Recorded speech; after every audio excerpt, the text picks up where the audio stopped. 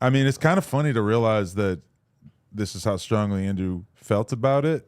He knows about everything now, though. He knows who like Crip Mac was. He definitely spot on about everything he said in that right there. But when I met, or not when I met, but like a while back, like when I went on Flagrant 2, I realized that Andrew knew all about all of the other hosts on No Jumper. And I was kind of shocked because I was just thinking, like, you're a comedy guy.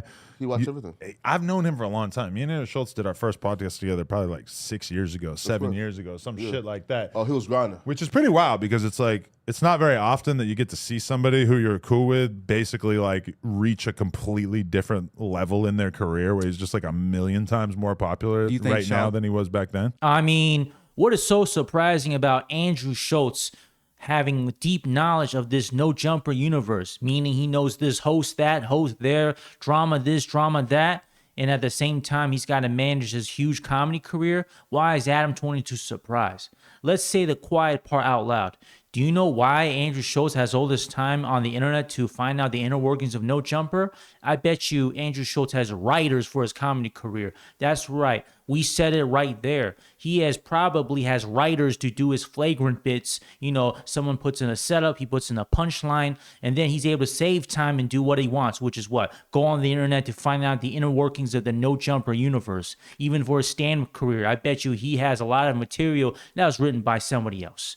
It ain't a problem, right? Doesn't that what John Oliver does, right? For his everyday show, he's got comedy writers, and what does John Oliver do? He's just got to be able to say in front of a camera. So don't be surprised. In fact, if that becomes a real thing that people expose Andrew Schulz for, we got to call in Joe Rogan, right? Wasn't that the thing, right?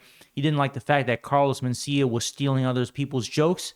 I feel people won't like it when people find out that Andrew Schulz ain't really writing his own jokes. It's somebody else. I mean, it's like the rap thing, right? There was a couple of years in rap where I think Meek Mill, the rapper, had a beef with Drake because Meek Mill find out that Drake was using someone else to help Drake write his raps, right? The guy was named Quentin Miller.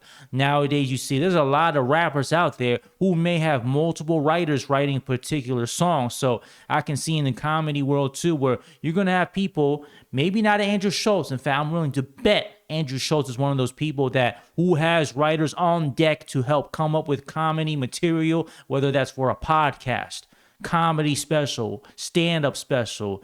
There's probably more out there, people like that, than you think.